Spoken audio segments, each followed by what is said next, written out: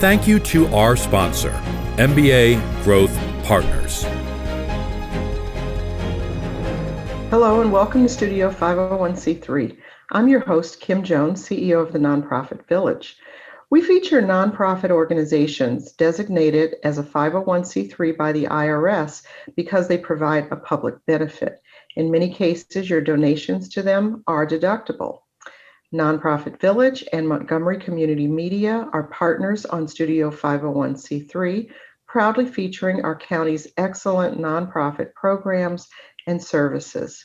Today's featured nonprofit is the Circle of Rights, formed to provide educational support and encouragement to those whose lives are changed by stroke and related conditions. With me to discuss how Circle of Rights provides hope and encouragement is the founder and executive director, Susan Emery. Welcome to the show. Thank you. Susan, this is a personal mission for you. This is something that you have been working on, educating people about stroke, the prevention, the ongoing recovery, and leading a fulfilling life after stroke. It's an incredible amount of knowledge. It's information for families and individuals. Would you like to start by just telling us a little bit about how you got started doing this education effort and a little bit about the programs? Sure. It was the last recession when I got started, about 12 or 14 years ago. I decided that I would start a 501c3 as I was laid off, of course. And I started it mostly looking at stroke survivors. But right now, and most of these years, I've looked at people who have not had strokes and tried to work on preventing strokes, basically. Mm. So the younger the people, the better. Mm. And we work in Montgomery County, and about a third of the people speak a language other than English at home. So we are working in other languages as well. Right now we have about 12 languages active that are out on Facebook right now. Wow, that's amazing. So a lot of diversity there too. Yes. Yeah, and again, I've had the advantage of seeing you talk about stroke and stroke prevention. I didn't realize how many young people you also were working with, but that's, I guess, a key group in terms of preventing this for future generations. Yes, that's correct. Strokes generally happen around 65 years old. Mm. But in order to prevent them, we have to get the people when they're 20 years old, okay, to be able to grow up and understand that exercise is important, and understand that eating is important, and understand that controlling high blood pressure and cholesterol and diabetes are extremely important in order for them not to have stroke later in life.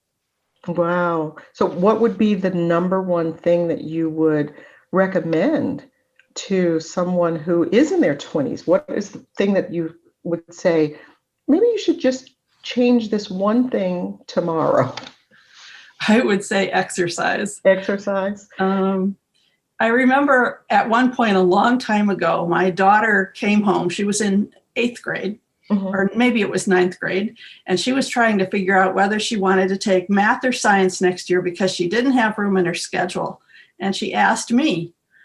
And I thought about it for a while, and I said, I think phys ed is the most important, because the thing is that if you take phys ed and if you're more active, you live longer. Chances are you'll live longer and you'll get to learn more at the same time.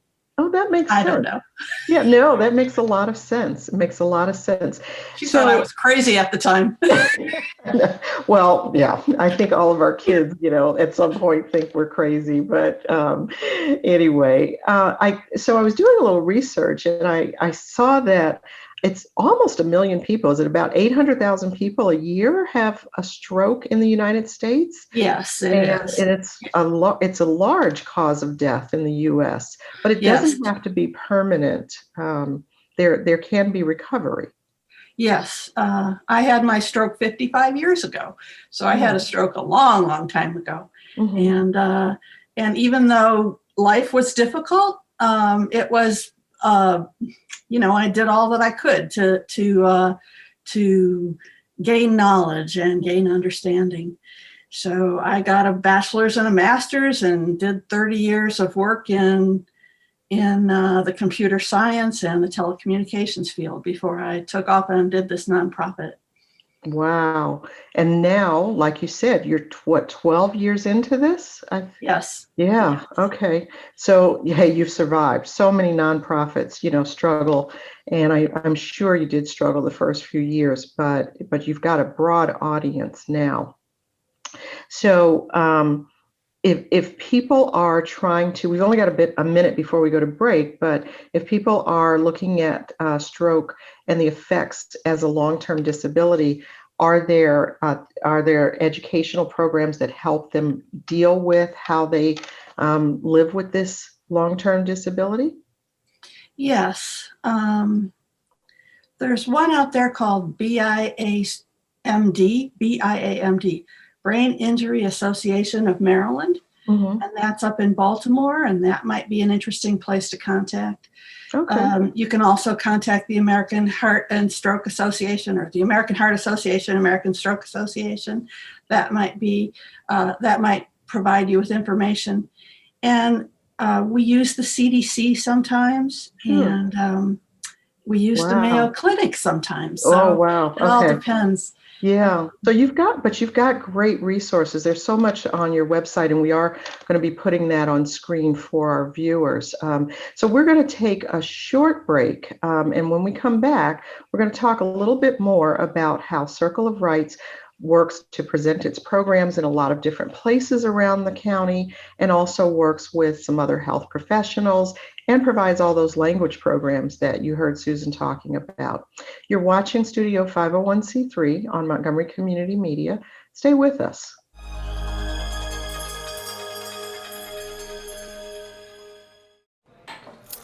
What do you think you're doing, Kevin? Was just gonna drive home. There are several warning signs present that you shouldn't be driving. Like hearing voices? Like your text-to-emoji ratio? Oh man, the selfies. Selfie, nailed it. We all have warning signs that let us know that we're probably not okay to drive. Mine is pretending to be your subconscious. Craig, come on man, let's split a ride home.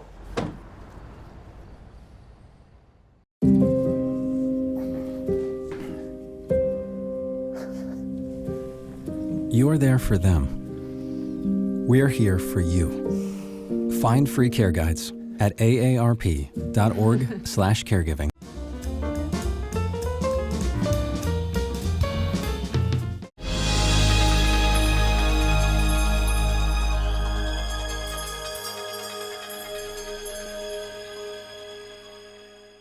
Welcome back to Studio 501c3. I'm Kim Jones, and with me is the founder and executive director of Circle of Rights, Susan Emery.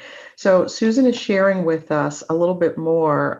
Let's talk about I know that during a pandemic, everything is kind of shut down and there's a lot of electronic information that we're all dealing with, but under normal circumstances, you have an awful lot of locations that you go and present programs. Can you talk a little bit about that?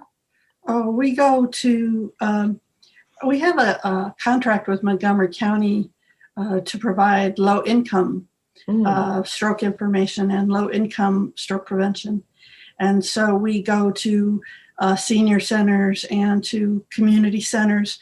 We go to medical facilities, and we find people from different, with different languages in different types of places. At one point, one of the ladies who works with me who does Portuguese actually went to a basement and presented to about 12 people. Wow. So, okay. But right now, we're trying to get into the electronic age. Obviously, everybody is. Yeah. And we've got a person who has a bachelor's and a master's in public health. Okay. And she is providing weekly Instagram posts on @CircleOfRights_. And this is what the different languages are actually translating for us, and we're putting them out on Facebook. So it's a very interesting process. We're still growing as far as the number of languages. We need adults, really. We're using children. We're using high schoolers to translate the languages for us. Oh, but we really? Yes, we're giving SSL hours. Okay. We're giving All student right. service learning hours. But you feel like that's not a professional translator, is that? Oh, that is doing fine. The thing is that I need adult group leaders, really, to lead groups. Okay. And so we've got 12 languages. You can think that's a lot, but you can still think that's just a little bit of the languages that are out there in our county. And so the more adults that can come on and volunteer with us, the more information we can get out for Sure. just Well, the that's normal good to person. know. Do you do volunteer training of any sort? So if volunteers come, you will help to train them on how they can present? Not at this point, because they're not really presenting. They're just copying. Okay. Yeah, they're translating the English Instagram post and putting it on Facebook. Okay. So we get the Instagram posts. I've already told you, we get them from CDC and we get them from Mayo Clinic and many other places as well. And they're all documented on the English Instagram site. Okay. All right. Well, we only have a few seconds left, but Susan, what else do you envision for Circle of Rights? As you continue to grow and serve the community, is there something that you really have as a vision for the organization? We've got about 30 seconds left.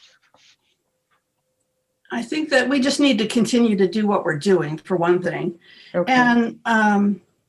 And I'd like to get more involved in the state, if that's possible. We've been involved in Prince George's County previously. Now we're really not involved there as much. We've sort of, what do you call it? Gone down into a Montgomery County only nonprofit. But I would like to... So expanding a little bit. Yes, and get into Baltimore and get into Prince George's County and get into a few of the other counties that have major problems with stroke. Okay. Well, that's great information, and I'm sorry that it's all the time we have for today. But Susan, I want to thank you for joining me and talking more about Circle of Rights. To find out more about the programs and services, visit their website at circleofrights.org.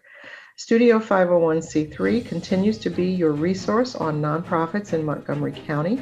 I'm Kim Jones, CEO of the Nonprofit Village. Join us next time on Montgomery Community Media for more of Studio 501c3.